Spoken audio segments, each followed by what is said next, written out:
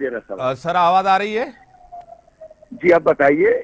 Sir budget आने वाला है, अवाम की तवक्कुआत बहुत हैं, क्या कहेंगे?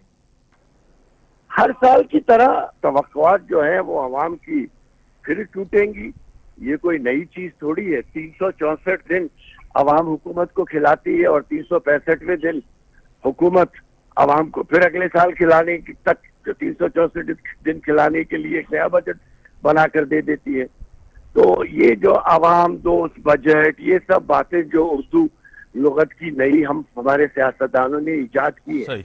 ये ऐसे ही रहेंगी। टैक्सेस भी बढ़ेंगे, बिजली की प्राइसेस में भी कमी नहीं होगी, कोई नया इन्वेस्टमेंट तो आ नहीं रहा है, कोई रिफॉर्म्स ये कर नहीं रहे।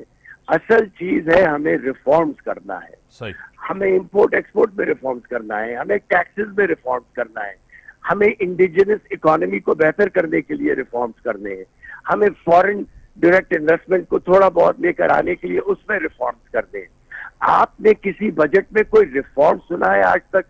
14वां साल है मेरा पाकिस्तान में और 14 साल से मैं हर टीवी प्रोग्राम पे जाकर देखता हूँ, हर साल बजट में कोई मुझे रिफॉर्म्स नजर नहीं आते। तो मेरे ख्याल में इतनी ज्यादा उम्मीदें ना रखी जाए, क्योंकि इकोनॉमी वैसे ही नाजुक है और आईएमएफ ने वैसे ही कह दिया है कि अगले साल के मार्च अप्रैल तक यही डॉलर 328 रुपए का हो जाएगा। ये तो आईएमएफ ने अपनी रिपोर्ट में लिखकर कहा है। तो अब क्या कहा जाए, 328 रुपए का डॉलर होगा तो मतलब यहाँ से 22-23% ज्यादा होगा। 22-23%, 25% ज्यादा के ऊपर फिर बिजली की प्राइसेस भी वैसे ही ऊपर जाएंगी, अशिया खुर्दोनोश की प्राइसेस भी वैसे ही ऊपर जाएंगी, हर चीज की प्राइस ऊपर जाएगी। ये अगर बजट में हमें तस्कीन और तसल्ली दे भी देते हैं तो आज से 2 महीने के बाद फिर वही चीखो पुकार होगी, क्योंकि इन्होंने कोई रिफॉर्म नहीं किए। अमीर साहब, आपको पता है कि आईएमएफ का जिन्होंने भी प्रोग्राम लिया है, जहां भी आईएमएफ गया है वहां की इकोनॉमी मजबूत तो नहीं हुई। एक चीज हम तो, एक तो आईएमएफ के पास बार बार जाना, और जिस तरह आपने कहा कि एक्सपोर्ट जब तक नहीं बढ़ती, और दूसरा एनर्जी क्राइसिस जो हमारे पास है, जो आपको पता है एक टैरिफ है एनर्जी का, यानी कि बिजली का, वो हद से ज्यादा है। किस तरह इन्वेस्टमेंट होगी, क्या कहेंगे? देखिए, सब में पहले तो ये जो बिजली का क्राइसिस है ना, एनर्जी का क्राइसिस जिस मुल्क में हो वहां पर प्रोडक्टिविटी कम हो जाती है। सही।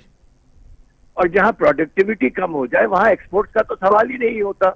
आज से 30 साल पहले हमारे पास सिर्फ वापडा था जो पूरी एनर्जी की चीजों का मामलात को हैंडल करता था। अब पता नहीं 23-24 डिस्कोज हैं, फिर जेनकोज हैं। हम 17, 18, 19, 20 सेंट्स पर यूनिट के ऊपर बिजली ले रहे हैं। हम हाइडल पे बिजली नहीं लेते, हम सोलर पे बिजली नहीं लेते। कारखाने पूरे दिन धूप के दौरान चलते हैं, बेहतरीन टाइम है उनको सोलर पे कन्वर्ट करने का। घर में तो छोड़ दें आप, कारखाने तो दिन के टाइम में चलते हैं ना, जब सूरज 82-83% सूरज की विजिबिलिटी होती है। तो ये सिंपल सी चीजें हैं जो हमें करनी है, जो हम कर नहीं रहे हैं। तो कैसे एक्सपोर्ट बढ़ेंगी? एक्सपोर्ट बढ़ने के लिए उसकी प्रोडक्टिविटी, सही, उसकी कॉस्टिंग, जो हमारे उर्दू में कारोबारी जबान में कहते हैं कि वारे में तो आए। हाँ। इनके वारे ही में नहीं आता है कि ये कंपेटिटिव एज क्रिएट करें एक्सपोर्ट के लिए। एक्सपोर्ट मार्केट में तो कंपेटिटिव एजेस जो होते हैं वो आपको आगे लेकर जाते हैं, सिर्फ प्राइस आपको आगे लेकर नहीं जाती। ये एक आम फहम सी बात है इकोनॉमी के अंदर, जो पाकिस्तान में गलत तरीके से समझाई जाती है कि जी हमारी एक्सपोर्ट जो है सस्ती है। सस्ती एक्सपोर्ट से कुछ नहीं होता, क्योंकि अगर क्वालिटी अच्छी नहीं